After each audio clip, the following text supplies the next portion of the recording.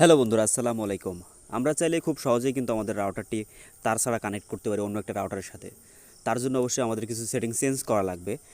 সাধারণত যে সেটিংগুলো আমরা আইএসপি লাইন নেওয়ার সময় করা থাকে, সেই সেটিংটা দিয়ে কিন্তু আমরা এই কাজটা করতে পারবো না। আমাদের কিছু সেটিং চেঞ্জ করা লাগবে।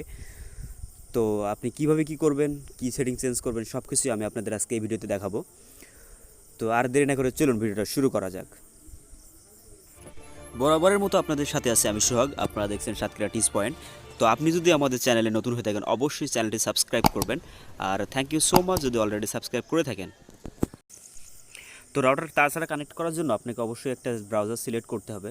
আপনার রাউটারের পাওয়ার কানেকশন দিয়ে আপনি গুগল ক্রোম ব্রাউজারে গিয়ে রাউটারের যে আইপি অ্যাড্রেসটা আছে, আইপি অ্যাড্রেসটা সার্চ বারে গিয়ে সার্চ দেবেন। তো আমি আমার আইপি অ্যাড্রেসটা দিয়ে গুগল ক্রোম ব্রাউজারে এসে সার্চ বারে সার্চ দেবো।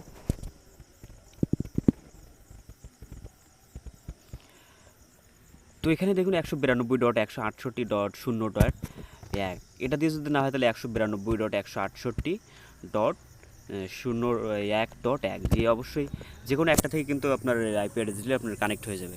তো দেখুন আমাদের সেটিংয়ে আমরা প্রবেশ করছি, করার পর এখানে দেখুন আমাদের কানেক্টিং টাইপ যেটা দেওয়া আছে পিপিওই, তার পাশে দেখেন ডাইনামিক আইপি লেখা আছে, তার পাশে স্ট্যাটিক আইপি। তো আমাদের এখানে তিনটে অপশান দেওয়া আছে। তো আমরা এখানে আমাদের প্রথম অপশানটা সিলেক্ট করা আছে। তো আমরা এখানে দ্বিতীয় যে অপশানটা আছে, আমরা দ্বিতীয় অপশনটা সিলেক্ট করব dynamic IP. Dynamic IP select করার মাধ্যমেই কিন্তু আমরা আসলে আমাদের যে রাউটারটা তাছাড়া কিন্তু কানেক্ট করতে পারবো অন্য একটা রাউটারের সাথে। তো এখানে আমরা ডাইনামিক আইপি সিলেক্ট করার পর এখানে আমাদের যে আমরা সাপোজ আমাদের যে রাউটারের নাম আমরা সিম্পল একটা নাম দিয়ে দেবো। এখানে দেওয়ার পর আমরা একটা পাসওয়ার্ড দিয়ে দেবো। দেওয়ার পর আমরা ওকে করে দেবো। ওকে করলে আমাদের রাউটার কিন্তু এখনও কিন্তু সম্পূর্ণ কাজ শেষ হয়নি। তারপরে যেটা করতে হবে, আমাদের রাউটারে কিন্তু দেখুন এখন কিন্তু আমাদের রাউটারে ইন্টারনেট কানেকশন নেই। তো এর জন্য আমাদের যেটা করতে হবে, আমাদের এখানে উপরে যে থ্রি লাইন যে ডটটা আছে, থ্রি লাইন ডটে যাব। থ্রি লাইন ডটে আসার পর এখানে যদি একটু খেয়াল করি, এখানে আমাদের যে সেটিংটা আছে ওয়্যারলেস রিপিটিং, যে সেটিংটা আছে এখানে দেখুন আমাদের ডিসেবল করা আছে WISP। এরপরে যে ইউনিভার্সাল রিপিটার, তো ইউনিভার্সাল রিপিটার যে মোডটা দেওয়া আছে, তো আমরা এই মোডটা দেবো। এখানে যে ইউনিভার্সাল রিপিটারের মোড থেকে আপনি যে WISP এটা মোডটা দিতে পারেন। তো ইউনিভার্সাল রিপিটার মোড দেওয়ার পরে আপনি যদি এখানে একটু সার্চ করেন, তাহলে আপনার আশেপাশে যে রাউটারগুলো সচল আছে রাউটারগুলো কিন্তু এখানে শো করবে। তো আমার পাশে যে আমি এখানে একটা রাউটার শো করতেছে, তো আমি রাউটারটা এখানে আমি ক্লিক করব। এখানে যদি আমি রাউটারটা ক্লিক করার পরে কিন্তু আমাদের পাসওয়ার্ড চাইবে।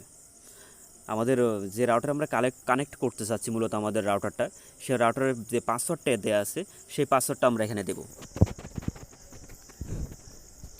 তো আমি আমার ওই যে সেকেন্ডারি রাউটার আছে ওই রাউটারের পাসওয়ার্ডটা এখানে দেবো। দেওয়ার পর আমরা সাধারণত সিম্পলি এখান থেকে ওকে অপশানে ক্লিক করব। ওকে অপশানে ক্লিক করার পর দেখুন আমাদের রাউটারে কিন্তু রিবোট হতে যাচ্ছে। তো আমরা এখান থেকে ওকে করে দেবো, কোনো সমস্যা নাই। আপনি এখান থেকে ওকে করে দেবেন। দিলে আপনার কাছে তো 15 থেকে 20 সেকেন্ড সময় নিতে পারে আসলে রাউটারটা সেট আপ হওয়ার জন্য। তো এখান থেকে আমাদের রাউটারটা কিছুক্ষণের ভিতরে সেট আপ হয়ে যাবে। তো সেট আপ হয়ে গেলে আমাদের রাউটারে কিন্তু ইন্টারনেট কানেকশন চলে আসবে। তো আমরা যদি একটু খেয়াল করি, আমাদের কানেকশন কিন্তু ইন্টারনেট কানেকশন চলে আসছে আমাদের রাউটারে। ওই যে অন্য রাউটার থেকে আমাদের রাউটারে কিন্তু ইন্টারনেট কানেকশন চলে আসছে কোনো রকম তার ছাড়াই।